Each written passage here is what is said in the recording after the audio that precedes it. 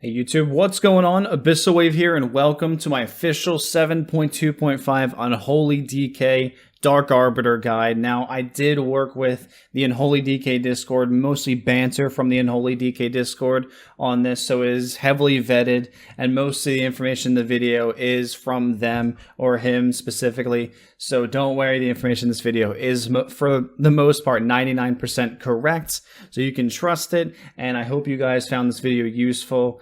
And let's get right into it. So the first thing we're going to be going over are the talents. So the first thing is All Will Serve. First talent tier, All Will Serve raises an extra minion, Skeletal Archer, which does do a decent chunk of damage. However, it scales off of versatility. We don't stack versatility, making it one of the weakest talents in this tier. Next up, we have Bursting Swords. Bursting Swords makes it so whenever you burst a festering wound, it cleaves for me 94,000 damage to all enemies within 8 yards. And you can, with this, have nice synergy with Death and Decay, where you put multiple wounds on multiple targets, throw in a Death and Decay, use a Scourge Striker, Clawing Shadows, and it bursts multiple wounds, causing multiple bursting swords, which is kind of a nice little thing to do for AoE situations, but it does also passively increase the damage of your festering wounds by 50%. And then last but not least, we have Ebon Fever, which makes it so your Virulent Plague does 20% more damage and over time and half the duration. So what that means is it's cutting the time that your Virulent Plague ticks by half. So it's normally a little over 20 seconds. I think it's at 21 seconds. And it cuts that down to about 10.5 seconds. So what that means is your Virulent Plague isn't ticking faster, it's just packing more damage into the 1 tick every second. So also giving you an extra 20% damage. This is the strongest talent in the tier and the go-to for most single target situations. Well, for really all single target situations. Bursting Swords is kind of strong in AoE situations where there's going to be adds or multiple targets up for an extended period of time that are within range of each other for you to pop multiple wounds on them. So that is a very strong talent in Mythic Plus as well, but Ebon Fever is the go-to talent in this tier for single targets. So the next talent tier we're going to be going over is Epidemic, Pestilent Pustules, which I'll just call PP because it's a hard thing to say, and Blighted Rune Weapon. Now, Epidemic does have its uses in big AoE situations and AoE situations where there's going to be adds or targets away from the boss or whatever you're supposed to be focusing for an extended period of time, or even just a little period of time if you really want to burst down stuff. Examples like this are on Harjaton on Mythic. When the tadpoles spawn, it's a clump of 6 tadpoles that are pretty far away from the boss, throwing up an epidemic, or not an epidemic, but a Virulent Plague on them, and then casting 3 epidemics is very strong and really will just demolish them. So it is a fairly strong talent. However, it offers us no real AoE or no real single targets boost, so making it a very weak talent choice for single target, which we're really going over in this. Next up is Pestilent Pustules, or PP. Now, the reason PP is so strong in this build is because runes are really the strongest resource you can have, a little bit stronger than what wounds are, and that's what Blighted Rune Weapon helps with. However, Blighted Rune Weapon will have its benefits, which I'll go over in a second. Pestilent Pustules is an incredibly strong talent, giving you a free wound every 8 giving you free rune every 8 wounds that you burst, which is very strong, incredibly strong, really. And it just has really nice synergy with things like Apocalypse, where you're able to burst a lot of wounds over a period of time. And next up, we have Blighted Rune Weapon. Now, Blighted Rune Weapon has its really nice uses, and its uses are really just boiled down to having to eliminate Festering Strikes in order to start spamming Scourge Strike, and even going so far as to being able to put multiple stacks of wounds on targets for Bursting Swords, which it really does do a good job of that. And let's say you have 5 targets, you just auto-attack each target and quickly switch the targets, and then you have 2 wounds on all 5 targets. You throw down a Defile or a Death and Decay, and you get a ton of Bursting Swords damage. It does have its uses with that, which are very nice. However, for single target, Pestilent Pustules just beat it out, so that is your go-to talent in this tier for single targets.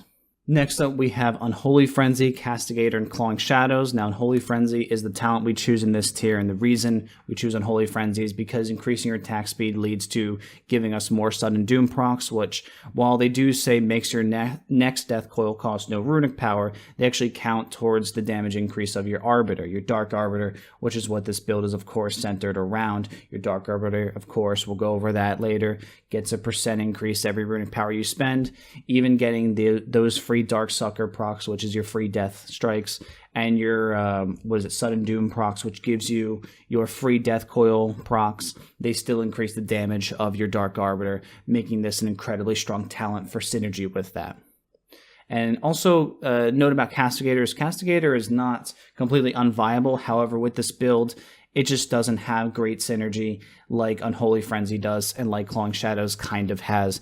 Castigator really benefits too much off of crit, and we don't really stack crit with this build. We stack more mastery and a decent amount of haste. We actually have fairly low levels of crit with this build. Me personally running with approximately 20% crit, it's just not as valuable for us, and this talent just plays so much off of crit. So just making it a fairly weak choice with this build once you get higher levels of gear.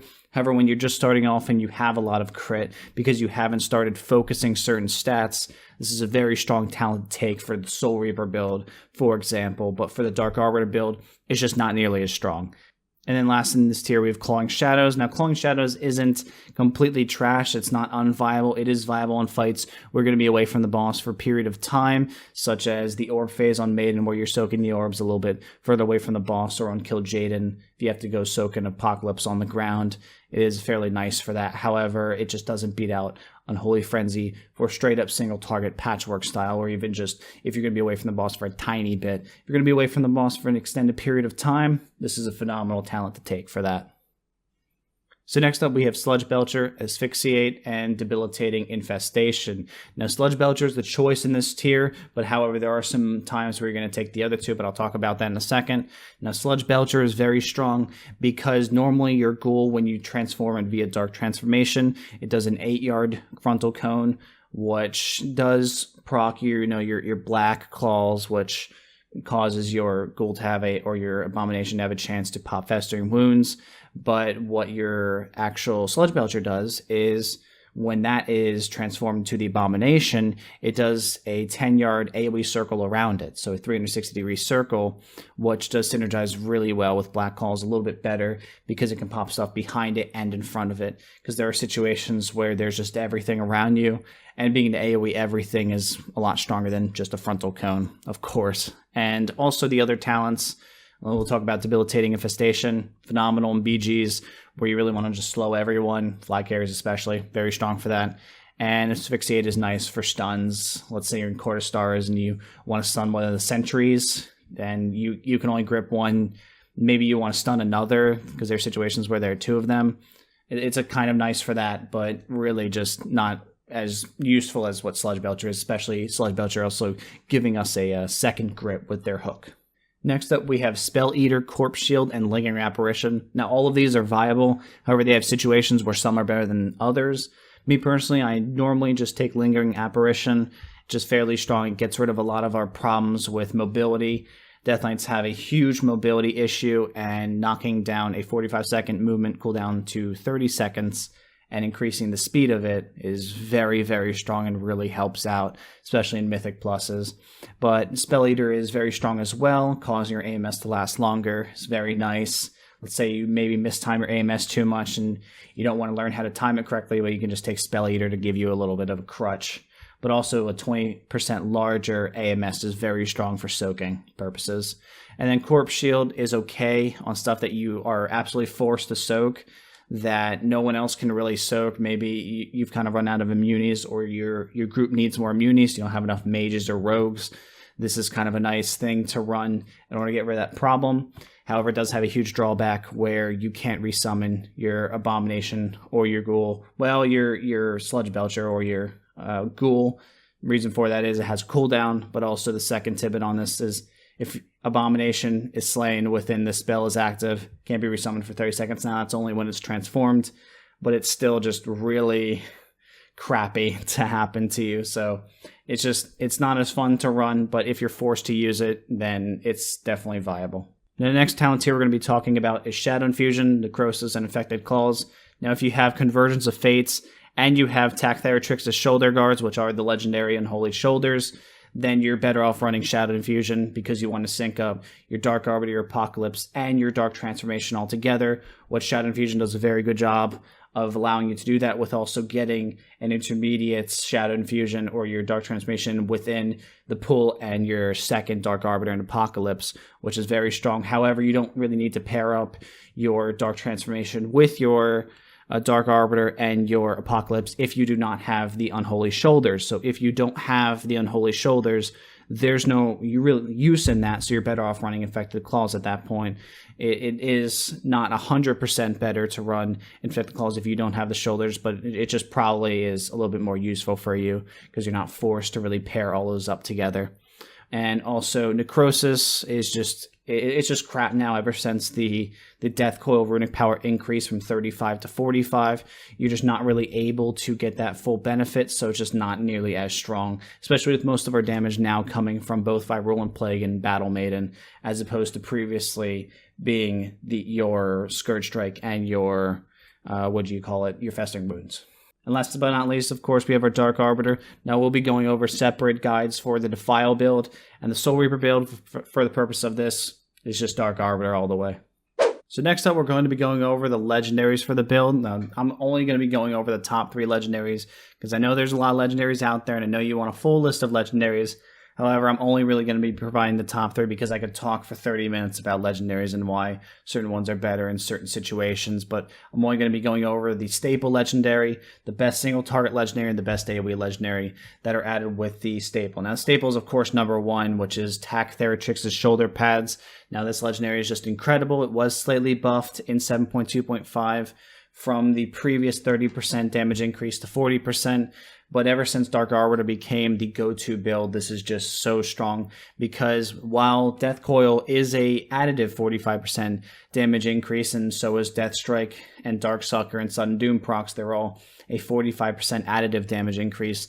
The Shoulders are a 40% multiplicative damage increase, so it just allows you to scale damage so much higher than previously thought, and it's just an incredibly strong Legendary and just the real staple in the build. Now, the next best Legendary, or the second best single target Legendary, because this build is focused around single target mostly, is Cold Heart. Now, Cold Heart is so strong because they did change Cold Heart to scale off of Shadow and Frost. So it's Shadow Frost damage now, as opposed to the previous just Frost damage, which makes it scale off of Unholy's Mastery, which gets to ridiculously high levels. I mean, personally, I run with 90% Mastery. Cold Heart is just incredibly powerful for me because I'm able to get a huge damage increase on it from my Mastery. And also, it does scale off of the Unholy 2-piece, which is that 50% damage buff for that period of time that your Army of the Dead is up, which does take into Cold Heart, buffing Cold Heart, doing an extra, 500k, 250 to 500k damage. It's just crazy how much extra damage that you can get from a lot of different sources with Cold Heart, making it an incredibly strong Legendary. And also, it does have some utility at 20 stacks. It does give you a freeze effect if you use it on a target that is susceptible to freeze, like little ads and trash mobs in Mythic Plus. And the next Legendary, and the last one, really the second best AoE Legendary, or really just the best AoE Legendary in this, but right below the staple of the Attack Theratrix's Shoulder Pads, is Soul of the Deathlord. Now, Soul of the Deathlord is an incredibly strong Legendary because it just gives you a flat passive DPS increase on single target, just buff your wounds by 50%, but also in AoE situations, giving you that bursting source potential is very strong, and it's an incredible Legendary. It really is.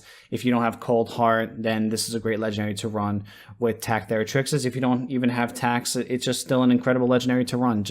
It's very solid. A passive DPS increase is always nice.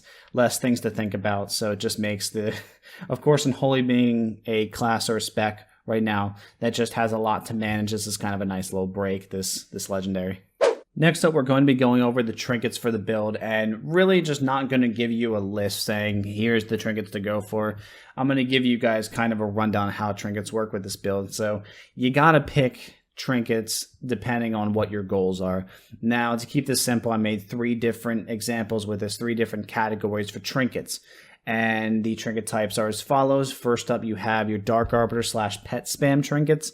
Now, these are the trinkets you want to run if you want to pack a lot of damage into your Dark Arbiter phase. And perfect trinket for this example is the Fel-Oiled Machine, giving you your main stat strength and also giving you a use effect for a lot of haste. It's an incredibly powerful trinket. Giving you more haste during your Dark Arbiter phase can lead to more cooldown, or not cooldowns, but globals, which leads to potentially higher Dark Arbiter damage phases, but you don't get those stats outside of your Dark Arbiter phase, which, you know, just puts it at a very high burst potential trinket or very high burst potential category for trinkets. Next up, you have your passive / consistent trinkets. These are trinkets that you're going to be running really mostly on progression fights. These are the ones that you're not worrying about your parses, you just want to down the boss.